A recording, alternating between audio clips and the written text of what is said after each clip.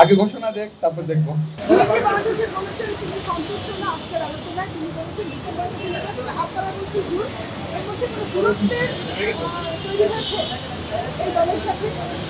কোনো দূরত্ব তৈরি হয় নাই। আপনি আমার প্রশ্নের উত্তর আমি দিলাম, তো আপনার কাছে মনে উনি ফখরুল ভাই এসে বলেছেন ওনার সন্তুষ্ট না।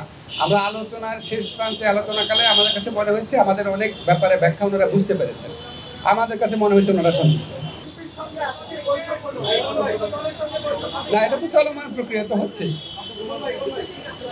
আপনাদের একটা সুসংবাদ দেই, বিএনপি খুব দ্রুত বলেছে তারা আগামী 2-3 দিনের মধ্যে ঐকমত্য কমিশন সাথে বসছে। তারা আমাদেরকে বলেছে, এটা আপনার পজিটিভ দিকটাও হাইলাইট করেন, তারা আমাদেরকে বলেছে তারা অধিকাংশ সংস্কার প্রস্তাবের সাথে ঐকমত পোষণ করে, বিকজ সংস্কার করার দীর্ঘ ঐতিহ্য বিএনপি রয়েছে এবং আমরা স্বীকার করি, আমরা এটা রেসপেক্ট করি। এবং এটাও বলেছে বিএনপি যে জুলাই চার্টার যেটা, এটা খুব দ্রুত হয়ে যাবে।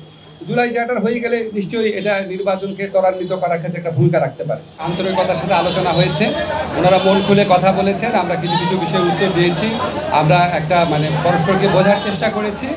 ওনারা যেমন কিছু বিষয়ে কথা বলেছেন যে আমাদের অন্তর্বর্তীকালীন সরকারের কিছু কিছু সিদ্ধান্ত নেওয়া হয়েছে যেটা বিএনপির প্রতিকূলে গেছে। আমরা আবার উদাহরণ দিয়েছি যে অনেক সিদ্ধান্ত আছে যেটা বিএনপির অনুকূলে গেছে।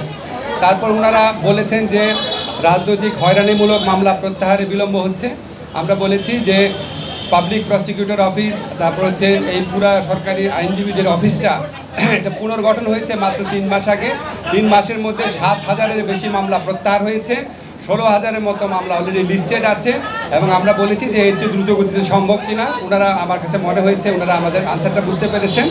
ওনারা বলেছেন যে ফ্যাসিস্ট শেখ হাসিনার যে গণহত্যা ছিল, সেই গণহত্যার বিচারে বিলম্ব হচ্ছে। আমরা ওনাদেরকে বলেছি যে এর আগের সরকারের সময় যখন বিচার হয়েছিল সেটার সাথে কম্পেয়ার করে দেখিয়েছি কোনো রকম বিলম্ব করা হচ্ছে না।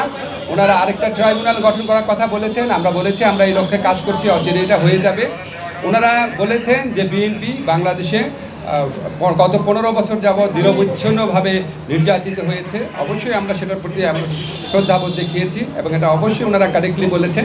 ওনারা বলেছেন যে ওনারা যে দলের যে সংস্কার ভাবনা যেটা, এটা বহু পুরানা, ওনারা সবসময় সংস্কারপন্থী দল, আমরা এটা এগ্রি করেছি। অবশ্যই বিএনপি সবসময় সংস্কারের কথা বলেছে।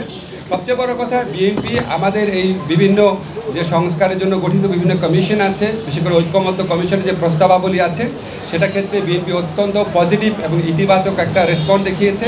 তারা বলেছে যে তারা এই 2-3 দিনের মধ্যে ঐক্যমত কমিশনের সাথে মিটিংয়ে বসছে এবং অধিকাংশ সংস্কার প্রস্তাবের সাথে তারা ঐক্যমত পোষণ করে এবং জুলাই চার্টার খুব দ্রুত প্রণীত হয়ে যাবে, এটা তারাও আমাদেরকে আশ্বাস দিয়েছে। আমাদের কাছে মনে হয়েছে বিএনপি সংস্কারের ব্যাপারে অত্যন্ত আন্তরিক। একটা ব্যাপার নিয়ে একটুখানি আপনার ভিন্ন মত হতে পারে, সেটা হচ্ছে ওনারা যেটা বলেছেন, এটা সত্যি যে ওনারা বলেছেন যে ডিসেম্বরের মধ্যে ইলেকশন হলে ভালো হয়। এবং আমরা এখানে বলেছি এবং ওনারা বলেছেন যে এরকম আমাদের কথাবার্তার মধ্যে কিছু অস্পষ্টতা থাকে, কেউ কেউ আমাদের সরকারের কোনো কোনো উপদেষ্টা অন্যরকম কথা বলেন।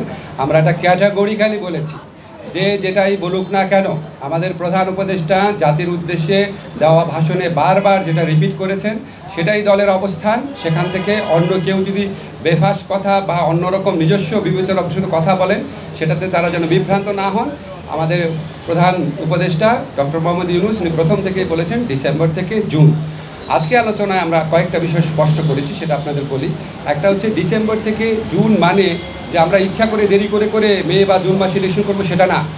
ডিসেম্বর থেকে জুন মানে হচ্ছে ডিসেম্বর থেকে জুনের মধ্যে যত তাড়াতাড়ি সম্ভব। যদি আমরা ডিসেম্বরে সম্ভব হয় ডিসেম্বরে, না হলে জানুয়ারিতে, এভাবে বুঝিয়েছি যে ডিসেম্বর থেকে জুন মানে যে আমরা ইচ্ছা করে একটু বেশি ক্ষমতা ভোগ করার জন্য বা এমনি অকারণে আমরা 1 মাস 2 মাস বেশি ক্ষমতা থাকলাম, মোটেও সেটা না। ডিসেম্বরে থেকে জুনের মধ্যে যত তাড়াতাড়ি সম্ভব। এখন ওনারা একটু জানতে চেয়েছে যে সংস্কার যদি হয়ে যায় এত দেরি করার মানে কি আছে। আমরা ব্যাখ্যা করে বুঝিয়েছি জুলাই চার্টার প্রণীত হলেও যে প্রয়োজনীয় আইনগত ব্যবস্থা, নীতিগত ব্যবস্থা, সেগুলি গ্রহণ করতে মাঝে মাঝে সময় লাগে। যেমন একটা এক্সাম্পল দিয়ে বলেছি যে ডিজিটাল সুরক্ষা আইন, এটা আমরা 23 বার ড্রাফট করেছি বিভিন্ন অংশীজনের মতামত নেওয়ার জন্য এবং বেশ কয়েক মাস সময় লেগেছে। সেজন্য আমরা বলছি আমরা তো পিন পয়েন্ট করতে পারবো না জুলাই চার্টার পরিণত হওয়ার পর কোন আইনটা কতদিনে হয়ে যাবে, কারণ আমরা তো অংশীজনের সাথে কথা বলবো, ব্রড কনসালটেশনের ভিত্তিতে করবো। আরেকটা বিষয় আমরা বলেছি যে আমাদের তো একটা জনগণের তো একটা আকাঙ্ক্ষা আছে যেন আমরা বিচার করে যাই। আজকে বাংলাদেশে এত হাজারের বেশি তরুণ জীবন দিয়েছে, আর প্রায় 50-60 হাজার মানুষ আপনার শারীরিকভাবে পার্মানেন্টলি ক্ষতিগ্রস্ত হয়েছে, চোখ হারিয়েছে। তাদের যে বিচারের যে দাবি, এটা তো এই গণ উত্থানের অন্যতম প্রধান আকাঙ্ক্ষা আছে। তা আমরা যদি কোনো বিচার না করে যাই, কোনো বিচার না করে আমরা যদি ইলেকশন দিই, আমরা মানুষের কাছে এবং নিজের কাছে জবাব দেবো কীভাবে? ফলে শুধু ইলেকশনটা সংস্কার, নির্বাচন, ইলেকশনের ব্যাপারটা সংস্কার, বিচার এবং আমাদের সরকারের গৃহীত কিছু পদক্ষেপের উপর নির্ভর করে। এই জন্যই ডিসেম্বর থেকে জুন টাইমলাইনটা বলা হয়। কিন্তু আমরা ক্যাটাগরিক্যালি বলেছি এটা কোনোভাবেই জুনের বেশি যাবে না, যে কথাই বলুক না কেন। এটা প্রধান উপদেষ্টার অঙ্গীকার পুরা জাতির প্রতি, রিপিটেডলি উনি বলেছেন কোনো অবস্থাতেই জুন অতিক্রম করা হবে না, নাম্বার 1। নাম্বার 2 হচ্ছে ডিসেম্বর থেকে জুন মানে হচ্ছে ডিসেম্বর থেকে জুন, বাট এর মধ্যে যত তাড়াতাড়ি সম্ভব অযথা কালক্ষেপণের বিন্দু মাত্র চেষ্টা আমাদের মধ্যে থাকবে না। নাম্বার 3 হচ্ছে যতটা সম্ভব সংস্কার আমরা করে যেতে চাই।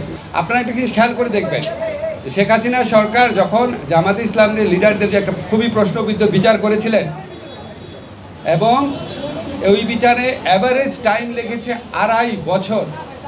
আপনাদের একটা পার্সপেক্টিভে দেখতে হবে, আমরা যেই ভয়াবহ এবং ব্যাপক অপরাধ ঘটেছে এটার উপযুক্ত সাক্ষ্য প্রমাণ সংগ্রহের জন্য আমাদের প্রসিকিউশন এবং তদন্তকারী টিম, আপনারা একটু গিয়ে ওখানে খবর নিয়ে দেখেন ওনারা কী পরিমাণ পরিশ্রম করেন। এবং আমাদের পক্ষ থেকে, সরকারের পক্ষ থেকে যা চাওয়া হয়, যেই দিন চাওয়া হয়, গাড়ি লাগবে, তারপর ডিভাইস লাগবে, তদন্তকারী বেশি লাগবে, প্রসিকিউশন টিম বেশি লাগবে, যা চাওয়া হয় আমরা সর্বোচ্চ প্রায়োরিটি দিয়ে ওনাদেরকে হেল্প করি।